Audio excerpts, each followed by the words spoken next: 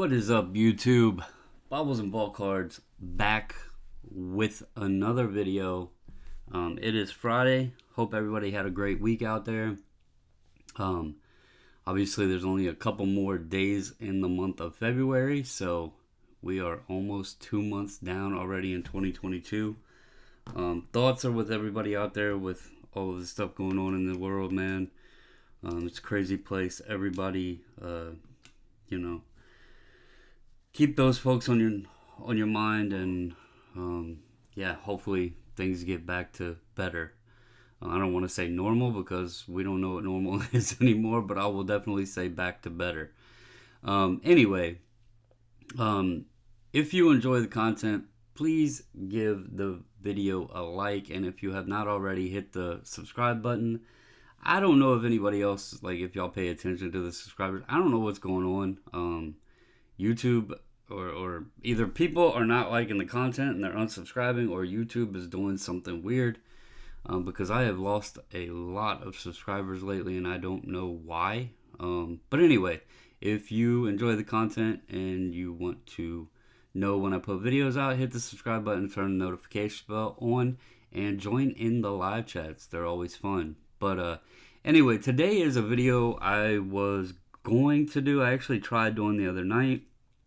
Recorded it several different times. I wanted to try to make it the best, where it made the most sense. And I tried it several different times and kept digging further and further and further into numbers. And I don't know if this will resonate with everyone. I know there's some videos already out there regarding print runs and that sort of thing. To be honest with you, I don't think there's any way to correctly predict or estimate the print runs. There is a lot of unknowns out there, and some of the folks, even the ones who are getting, a lot of views and everything, if you notice, they also admit that a lot of it were just assumptions, and we all know what assumptions can do. So therefore, I did not put the video out, but I will go, since I have it on screen, I will go over a little bit of numbers. Again, just like everybody else says, there's a lot to be had with the numbers. Take this for a grain of salt. But there was some few things that I found that I think are pretty accurate, that I have not seen anyone else go over. And so I'll share that with you guys, and then I wanted to give my thoughts. The main point of this video is to give my thoughts on what I feel could be the best purchase if you do want to buy some 2022 Topps Series 1 and have some fun with it. So anyway, that's what I'm going to be talking about this evening. Obviously, is 2022 Topps Series 1. It's been the hottest thing for about a week now.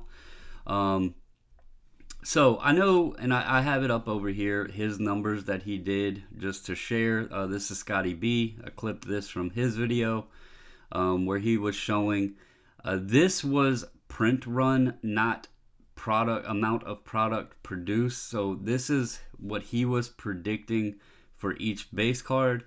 I spoke with a couple other people.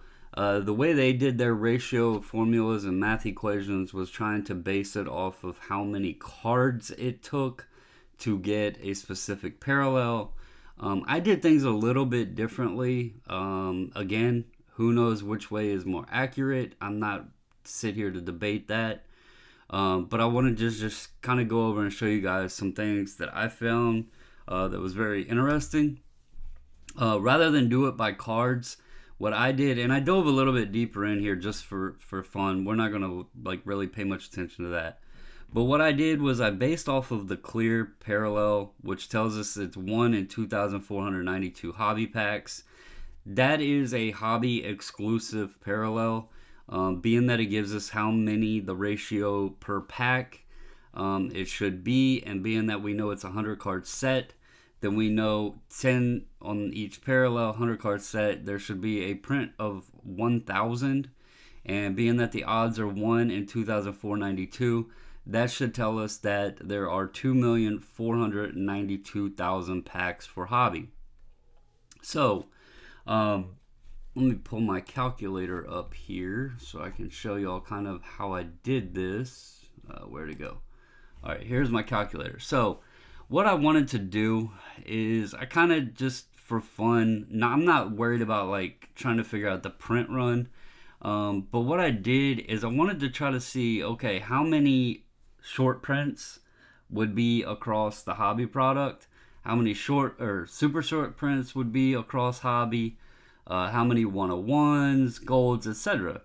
And so for the SPs, you see here it says it's a 75 card set. So I took the 2,492,000 and I divided by the short print odds of 112. So I did 112, and that gives me 22,250. So what that tells me is there should be 22,250. Oh, and I got that up here so you can't see it. All right, 22,250 should be how many short prints are inserted into hobby packs across all of the hobby box run. Now, if you take this and divide it by 75, because there's 75 individual SPs, that gives you 296.666 continuously. So I'll round that up to 297. What that's telling us, it doesn't mean that there's only 297 short prints in hobby. That means if they allocated evenly the 75 card print like set evenly across all of the hobby product, there should be approximately 297 of each player's short print across hobby. And then I did the same thing here for super short prints. Again, we know 2492000. Divide that by the odds, which is 3,341. 3,341.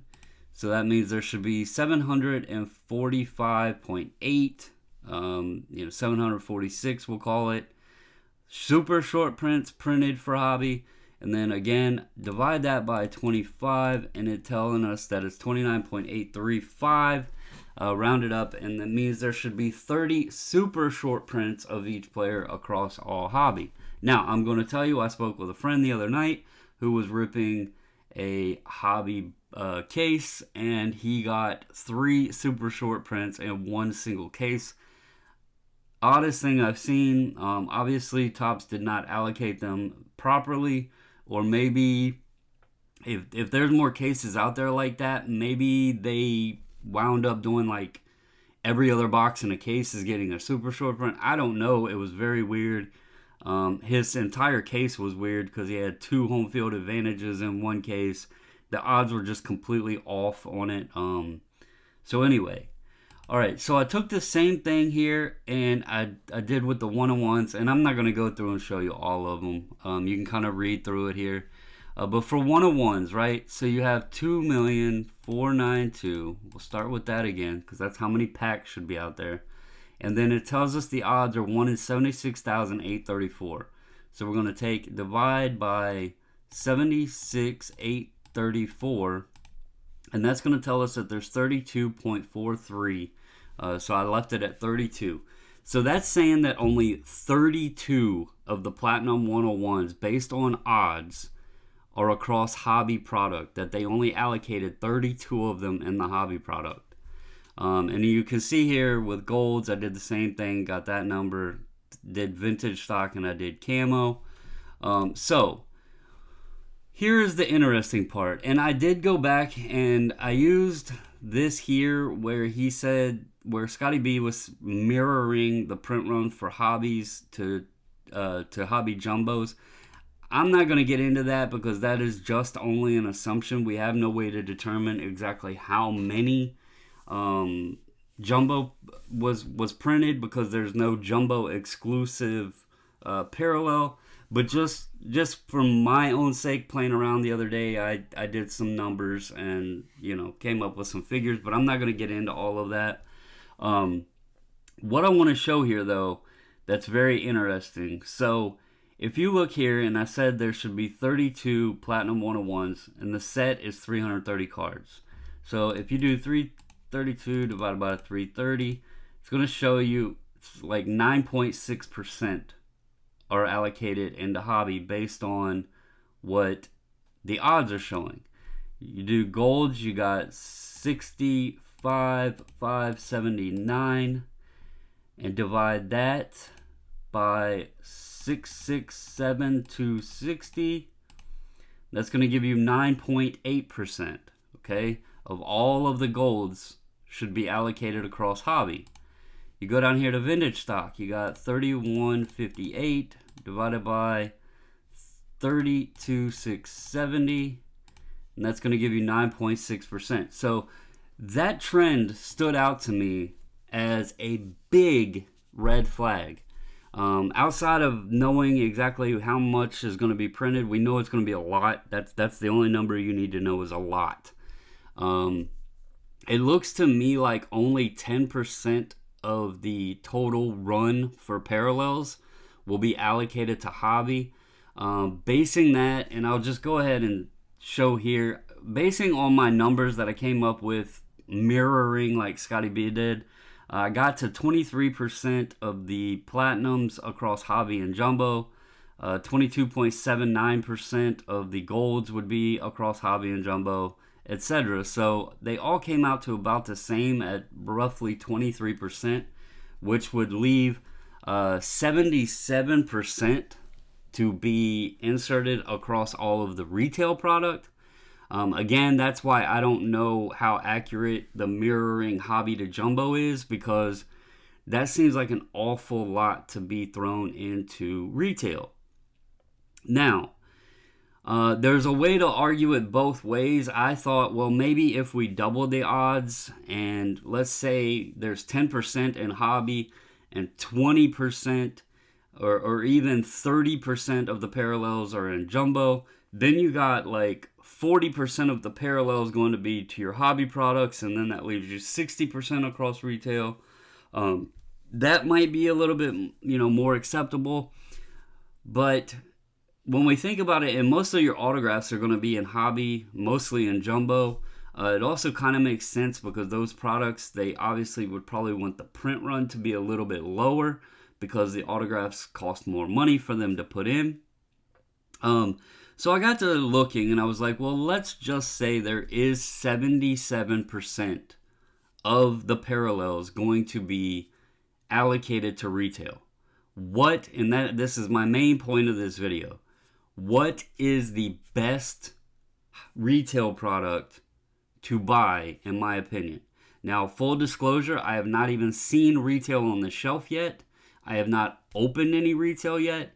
This is strictly basing on an assumption and a thought based off of numbers. If there is approximately 77% of the parallels in retail, what retail product would be the best bang for your buck? Now, it did not take much math at all to figure this out. Really, without even opening it, I would tell you if I found these would be the ones I would go after. So if you look here on odds, there's something that's going to stand out. If you look at rainbow foil, 1 in 10 hobby. You go over here to blaster, 1 in 10 blaster. You go to golds, 1 in 38 hobby, 1 in 38 blaster. Green rainbow, 1 in 153, 1 in 153 blaster, etc., etc. There was one other parallel that they made the odds different. Independence Day, 1 in 1,000 hobby, 1 in 874, 1 in 1,000 blast. There was one here that the blaster was different. See if I can find it now. Maybe it was the printing plate. 1 in 19 and 1 in 18, 8, 9. And then the 101s, 1 in 76, 834, 1 in 77. But yeah, if you look at short prints, 1 in 112, 1 in 112, super shorts, 1. So it looks like mostly just the 101s is the only thing they changed. Everything else, it's very weird. The hobbies and the blasters for your parallels have the same identical odds. So what that kind of said to me is a blaster is just a broken down hobby box. That's literally what it feels like to me. There's 7 packs in a blaster versus 24 in a hobby box. So it's like, okay, let's fill the the 103,833 hobby boxes up, and let's take the rest of them and split them into 7-pack lots, and let's make some blasters, because that's exactly what it feels like with these odds on them. So that one, I'm guessing they're $20 in the store. Again, I have not seen them. Retails, I guess these are going to be like the gravity feed packs, the little single packs, or maybe the blister packs that'll have like 3 packs in them in a blister pack. Those are going to be retail packs. The key thing that stands out to me is the hangers. The hanger boxes look absolutely incredible. If you look at rainbow foil, you get 1 in 2 jumbo, 1 in 2 hanger. Golds, 1 in 12 jumbo, 1 in 8 hanger. Greens, 1 in 47, 1 in 32, 1 in 79, 1 in 54. You go down through here, the hanger boxes have like the best odds out of any other product out there. Now, what made me decide to go ahead and record this and share this information with folks is I had seen a post in the Sports Card Nonsense group of a guy talking about he had bought a hobby box or a jumbo box or something, didn't really hit anything. He goes out and buys a hanger box and he hits a home field advantage. And people were criticizing him.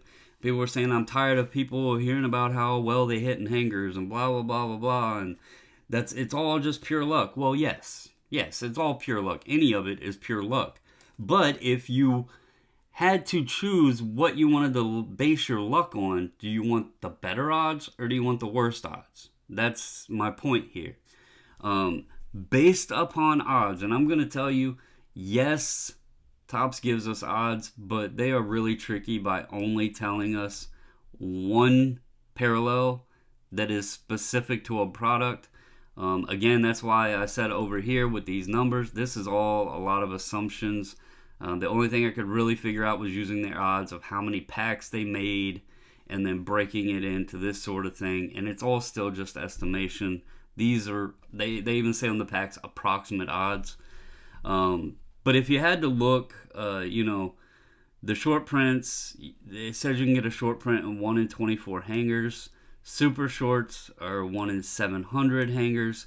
That's pretty good odds. The fact that golds are 1 in 8. You look over here, hobby, you don't even get a gold per hobby box. But you could buy 8 hangers, and the odds are likely that you'll get a gold based upon the 1 in 8. And then like the green rainbows, the orange, these are numbered. And then obviously all of these are serial numbered. They show you right there.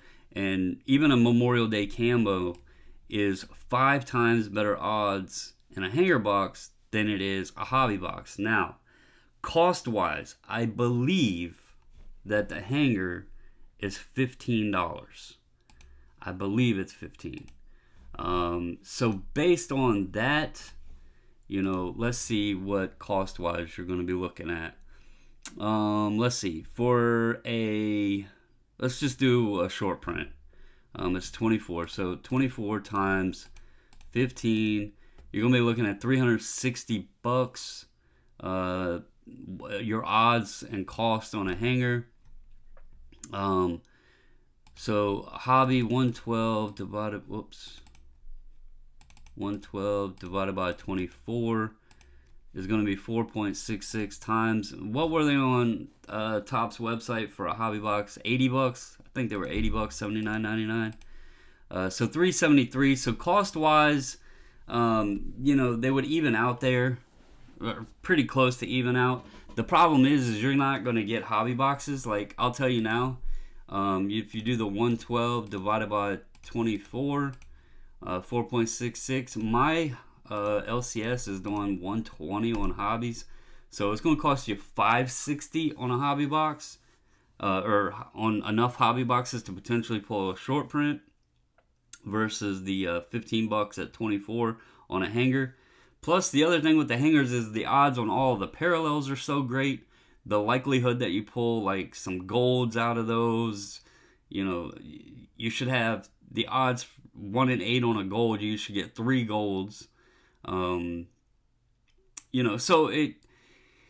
I just feel that if people are going to stay away from the hobby prices at 120 to, what is it, 220 maybe, 210 for a jumbo, and they just want to rip some tops, join into Wander Mania, and they want to do some retail, I would highly suggest a hanger box. If the prices are at 15 for a hanger and 20 for blaster, blasters might even be more. I don't even know. They might be $30 like a lot of other things now.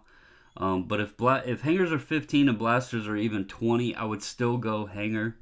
I think your odds for parallels are just that much better on a hanger box. And you're saving yourself $5. I know it's only one pack and it's fun opening packs versus the 7 packs in the blaster box. But I do feel that's the better buy. So anyway, I just wanted to share that with everyone, kind of go over here what I found really interesting with the number of parallels potentially inserted across the product, and then look over here at the odds for retail product and just kind of get an idea before going out there and buying stuff and going in blindly. When I seen that on the Sports Card Nonsense group and everybody was just bashing the guy talking about how he had done good on hangers, and I guess other people had talked about it and people were telling them they're silly, and then you go look at the odds, it's no wonder why people are getting good hits out of hangers, because the odds are so much better. So but that's all I got for you guys. Thank you for watching. As always, stay safe, stay healthy, and until the next video, I don't know why I said until the next video, I'm out.